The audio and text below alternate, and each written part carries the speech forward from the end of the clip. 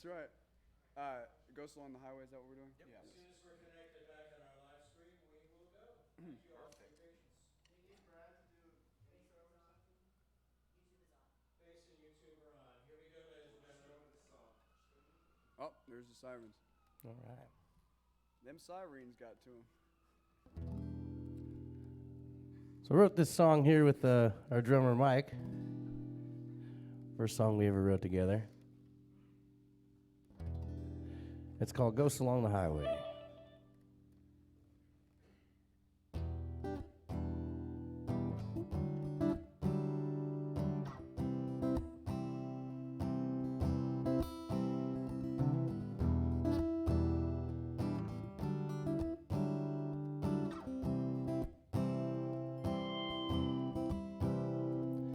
Left my mom and dad when I was 17 years old.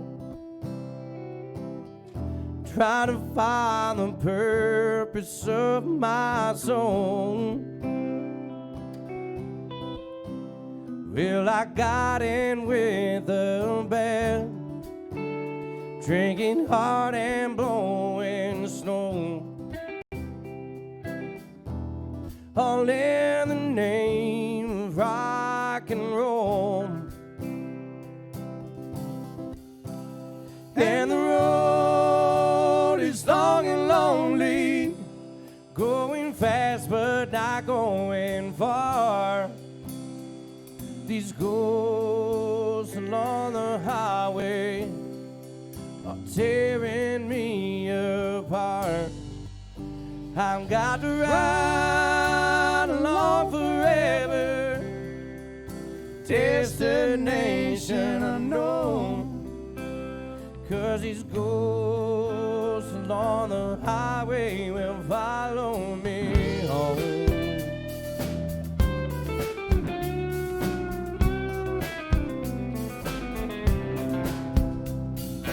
Never did nothing wrong, at least not in my mind. So I don't know why she's crying all the time. With words we left unsaid, she won't even know I'm gone. Now I'm out here and I'm left her all alone. And the road is long and lonely, going fast but not going far. These ghosts along the highway are tearing me apart. Now I've got to ride along forever, destination unknown. 'Cause these ghosts along the highway will follow me home.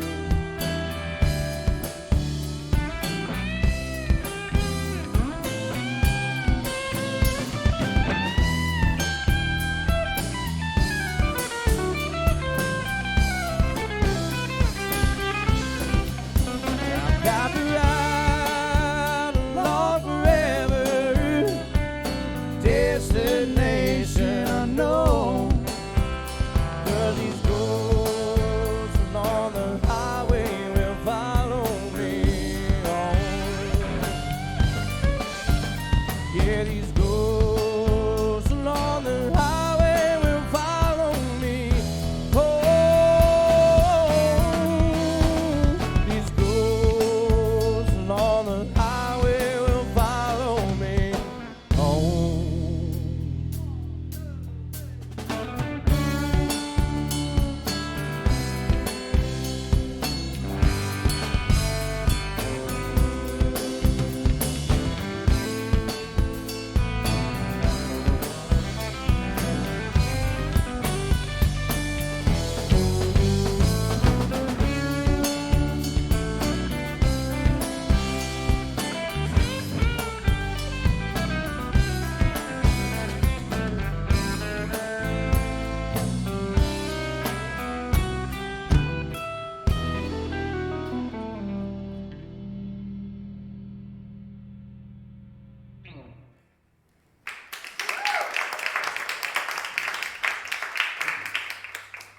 Hey, folks, we got Kenny P here in the studio with us at Red Barn Radio tonight, and what fun we are having here. I want to talk to some of the other members of the band, Kenny, before I come back to you.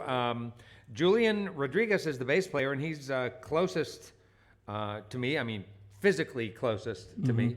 But he's an all right guy, too. Yeah. Hey, Julian, you went after high school in Texas. You ended up at Berkeley, and tell us how that experience was for you, going into that environment. Well, Berkeley was a great place for me. I felt I thought, I guess every young person thinks that they have it figured out, and the day one it was, humbled me and. Oh, really? Is that know, how you felt yeah. when you got there? That you just got I dare you to teach me something I don't know.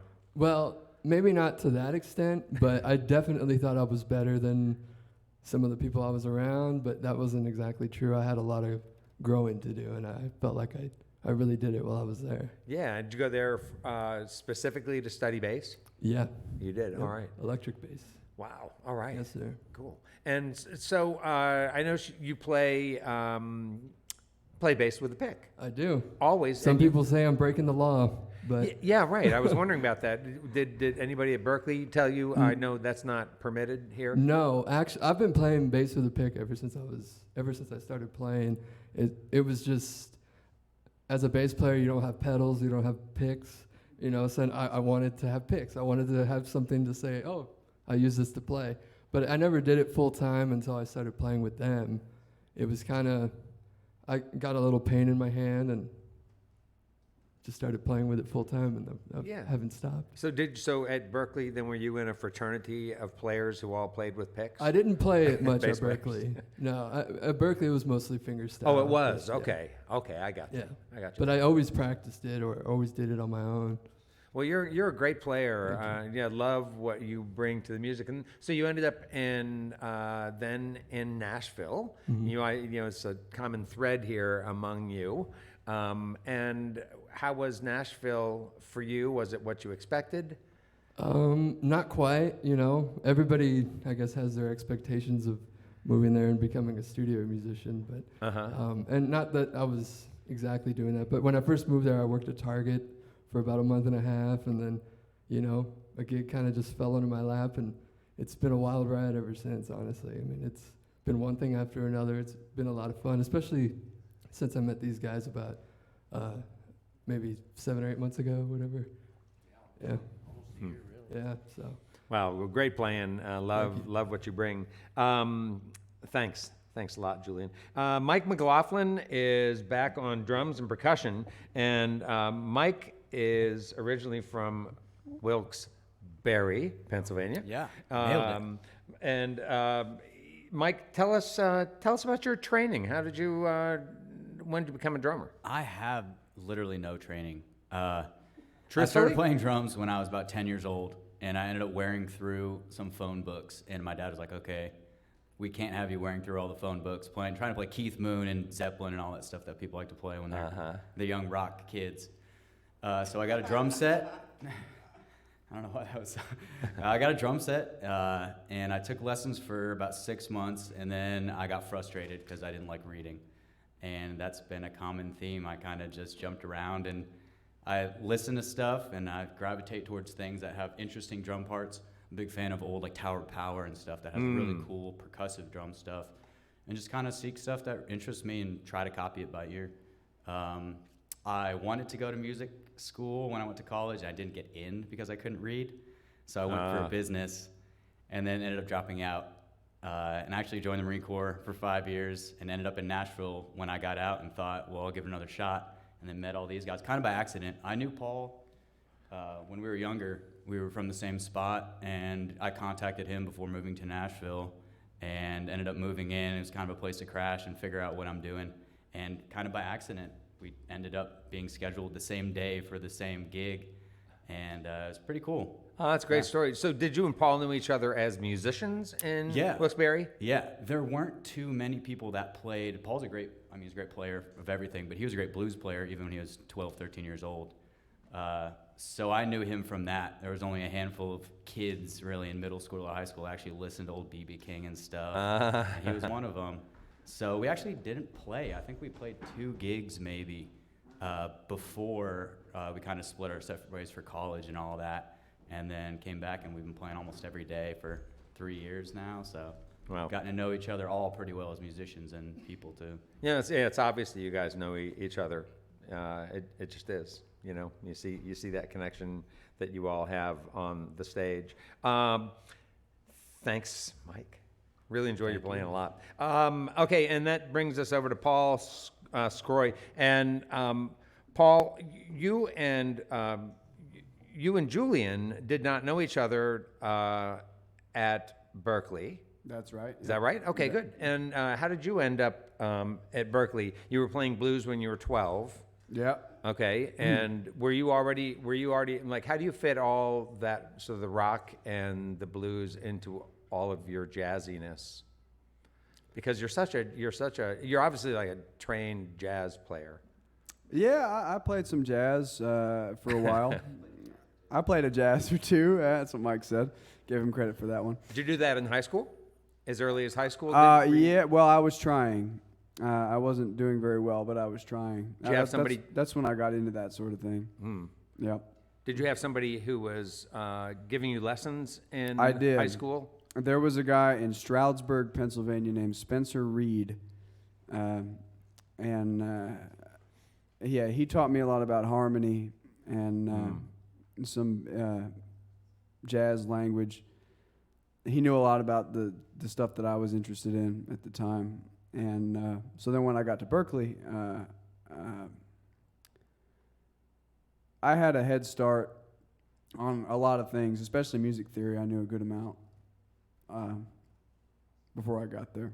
Did you always have a brain for that? No. Although I think, with music theory, you can't get better at playing music without organizing these sounds in your head one way or another. Learning music theory is just one way to organize the sounds in your head. If you don't learn it the way that the Germans did in the 18th century, you make up your own way. But everybody has their own concept of music theory one way or another. Mm-hmm. So Berkeley doesn't seem that Berkeley is a place that people just decide, well, I'm going to go there. You have to be invited to go there. There's an audition process and Yeah. the whole bit.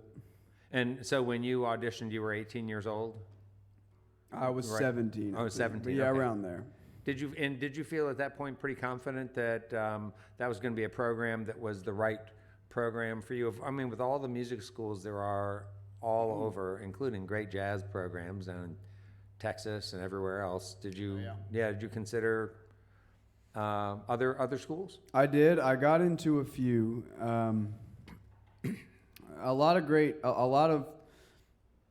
When I found out I could go to Berkeley, a lot of my favorite, especially jazz guitar players, but musicians of all disciplines, a lot of my favorite, like Bill Frisell, is a Berkeley attendee anyway. I don't know if he graduated. John Schofield, Steve Vai, John Abercrombie. Oh, wow.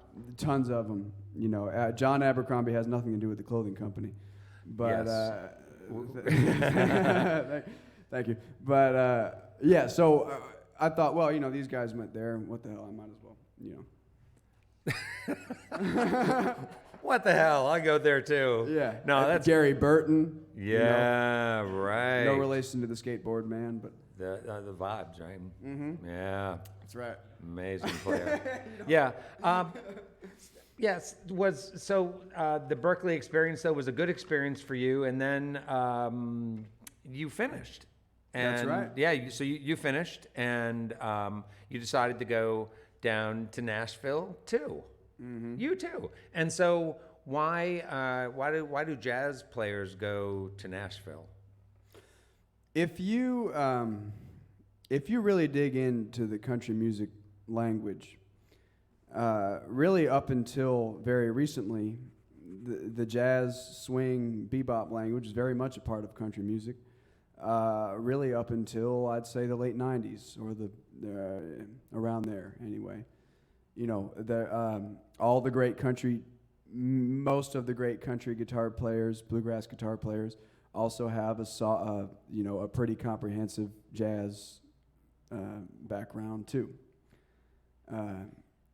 And so the language is, easily transferable, I guess. Yeah. That's what I think anyway.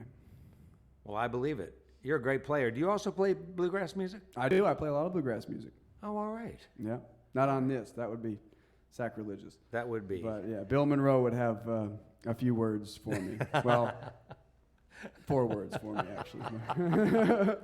Well, No part of nothing. You're a great player. I really, really enjoy your phrasings and the fun in your lines. It's just like sometimes it seems like you're telling a story. Sometimes it sounds like you're telling a joke. It's really fun. No, I mean that, and I mean that in a very positive way. It's really, usually a joke. Yeah, that's no. right. Yeah, but thank you. It's Yeah. really, it's a great sound. That was a compliment for sure. Thank you. So Kenny, back to you and your voice. You were actually on the NBC's The Voice. Yeah. And can you tell us about that experience? Because that's not something we really understand exactly. Yeah, I could tell you about it. It was a lot of fun. It all started actually. I had tried out over the years a few times for like American Idol and The Voice a few times. The cattle calls, as they call them. Uh-huh. And at the point that I actually did the show, before they actually approached me, I was like, I'm not doing it anymore. It's too much of a hassle. It's I'm enjoying what I'm doing. I was playing with Paul, pretty much acoustic every day at the time, and one of their producers was at our show, and he comes up and he's like, "Hey man, I'm from The Voice," and I go, "No thanks, man. I appreciate it." he goes, "What do you mean, no thanks?" I'm like, "I've done the auditions, man. It's a big pain." And he goes, "No, we'd like you to come out to Atlanta and do like the camera thing, like you would skip all that craziness." And so I was like, well, Atlanta's only 3 hours away. We'll give it a shot. And it just, kept moving to the next step, and turned out to be really cool. We had a lot of fun. Got, a couple extra 1,000 Instagram followers for the Instagram bank, so that worked. Yes. But it was great, Huh. Did you learn some things about vocal technique at some point? Early on, because they say about music training that's maybe one of the best things that can happen in training, right? Is that you get the kind of technical know-how that gives you some longevity because you're more efficient. And did you learn to be efficient with your voice and to take care of your voice? Oh, absolutely. Like I said earlier, growing up, my whole family sings, and we'd sing harmonies in the car, and then got a little bit older and was enrolled in some choirs, and then I was in the Singing Angels, which is a semi-professional choral group out of Cleveland, along with 3 or 4 other choirs in high school. So I had a lot of different training, both in singing harmonies and choral singing versus like classical vocal performance, more like operatic type training, before I even went to college for it. But it's just been, and you never really stop learning. Even moving to Nashville, like I can tell how much different I sound versus when I moved there, and just how much I've learned being around so many people, singing harmonies and learning new songs. I didn't play a whole lot of country music even before I moved there, and just from learning more about country and has really helped to train your ear and sing different voices, really. Yeah. Well, you've got such a strong voice and so many different ways to express it. It's been great hearing how dynamic you are as a singer. Thank you very much. And this is a really dynamic band of folks that you have together. I'm glad to know that they're your friends. Oh yeah. And that you all are tight and can keep it going, because we'd love to see you guys, do exactly what you want to do, and we'd love to have you come back again on Red Barn Radio. We'd love to be back. Yeah. Well, thanks a lot to all of you, and we're looking forward to hearing some more music. Let's welcome back Kenny P and his band.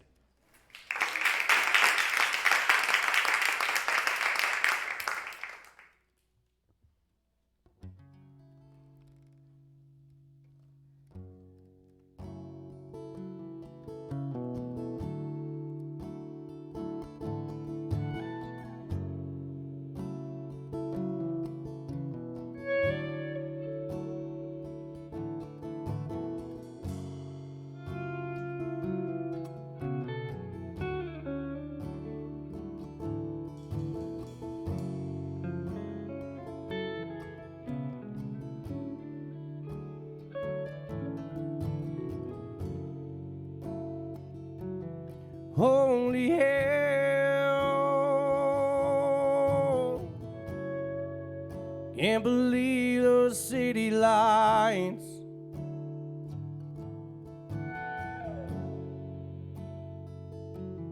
Might as well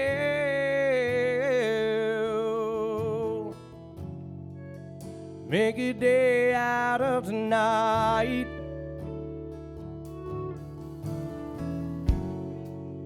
All the miles I ain't been sleeping bring me further out from the light. Holy hell,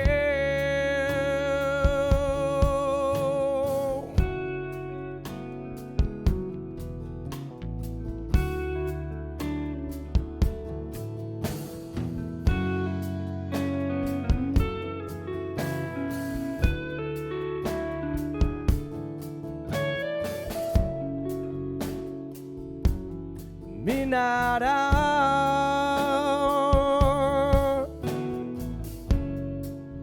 approaches slowly as I stroll.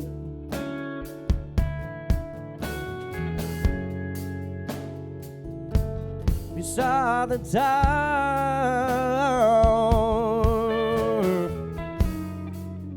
feel my body getting old. All the years that I spent wasted digging deeper in my bones. Holy hell,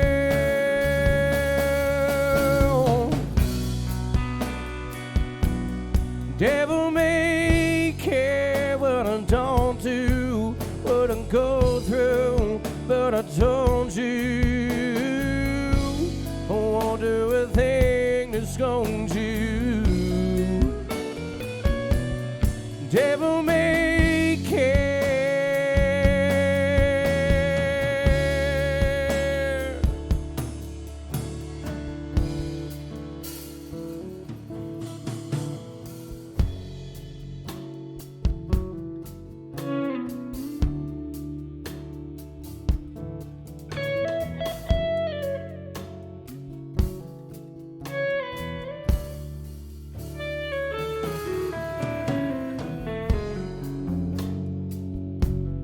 Pour the wine,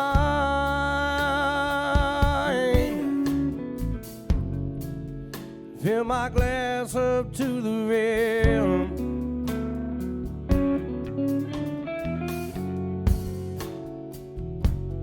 Feeling fine,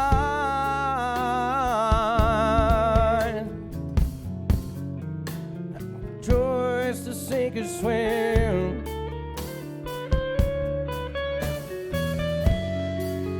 Now my arms are getting tired and the light is getting dim. Holy hell,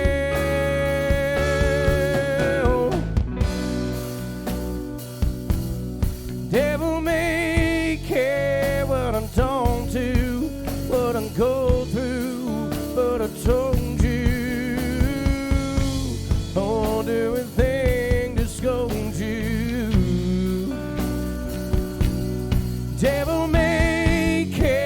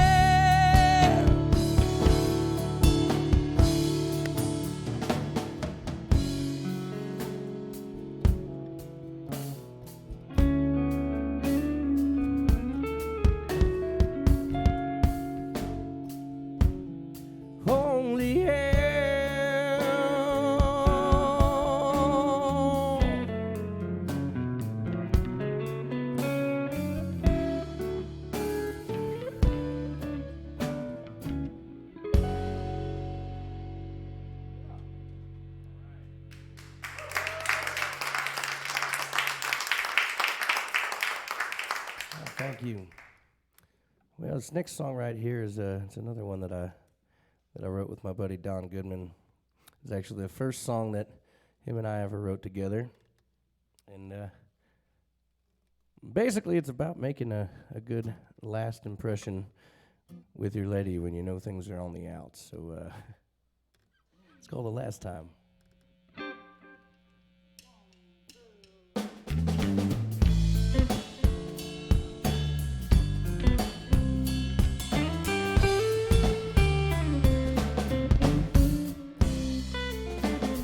I don't feel much like the man you say I am. To be quite honest, I feel like you don't give a damn. If you wanna hit the brakes now, baby, I'll understand. But I'm gonna give you everything I got while I got the chance. And somehow I love you sounds a lot like goodbye. You feel like a memory in these arms of mine. And you know it feels so good, but it just don't feel right. And it feels like I'm loving you for the last time.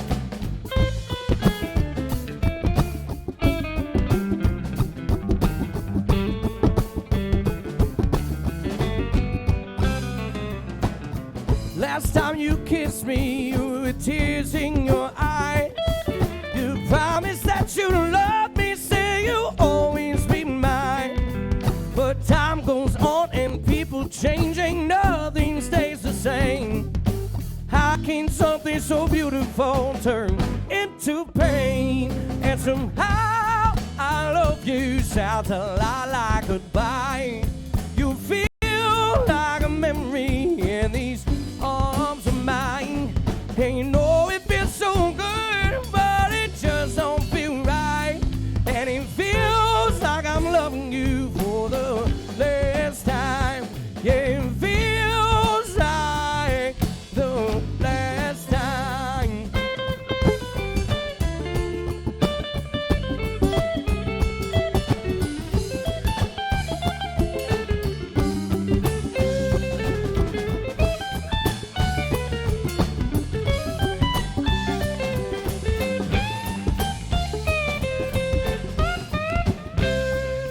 Some long and lonely, lonesome meaning, baby, I'll call some mine. I'm gonna make sure you remember, girl, that last time. And it feels like the last time. Yeah, it feels like the last time. Oh, yeah, it feels like the last time. And it feels like I'm loving you for the last time.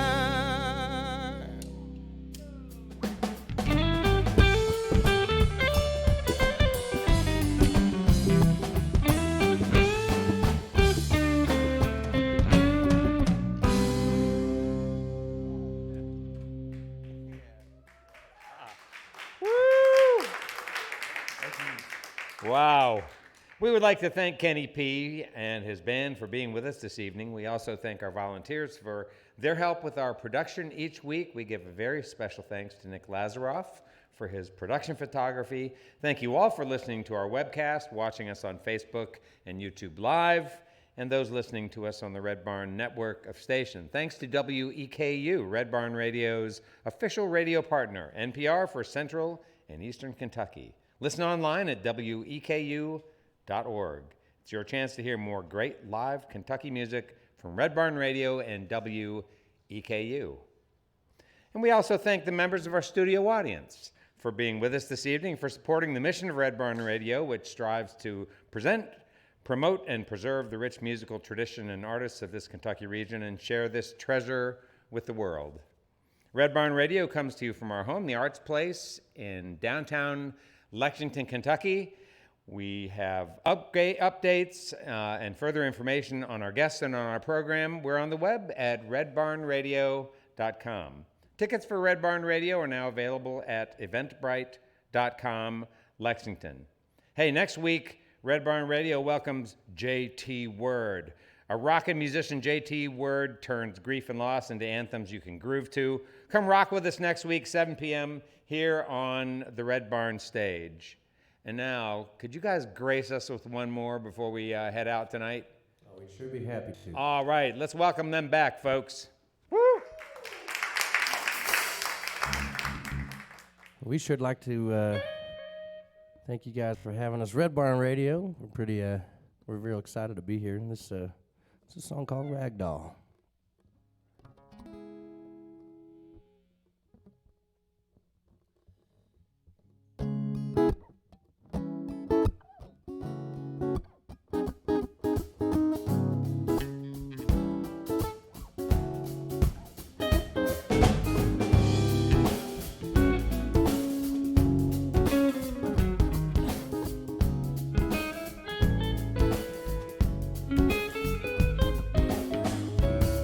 Drops of sunlight peeking underneath the fall. The moon is sinking in the sky. I'm up and pacing what I should be, sleeping like a dog, yeah. But I just toss and turn all night. I'm just a ragdoll in a ragtag local bar. A troubadour of sort signs, hey, hey, yeah. We travel all around, but I don't go very far, no. Do it someday, yeah. Whoa, whoa, whoa, yeah. Whoa, whoa, yeah. Whoa, whoa, yeah. Whoa, whoa, yeah.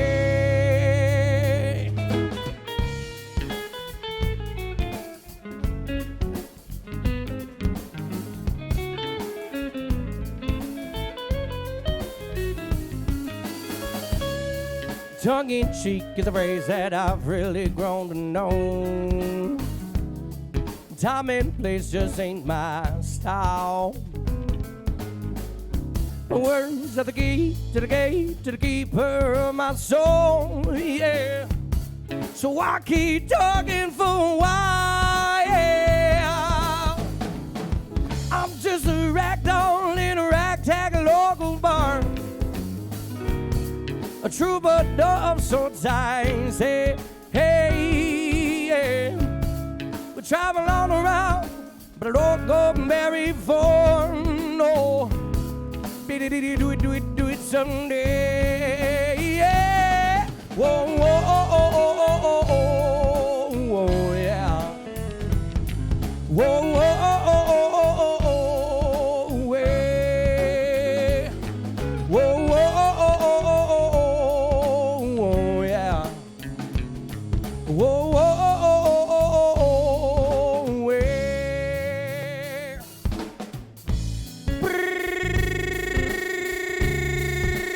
yeah. Dum dum dum dum do.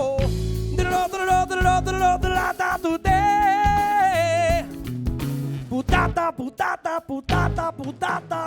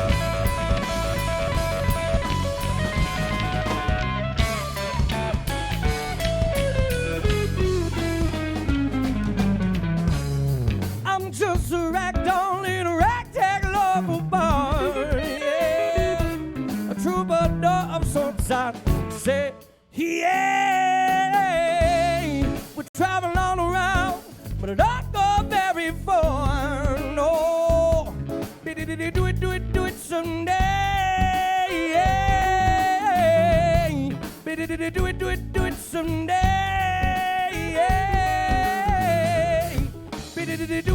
Do it someday. Someday. Yeah.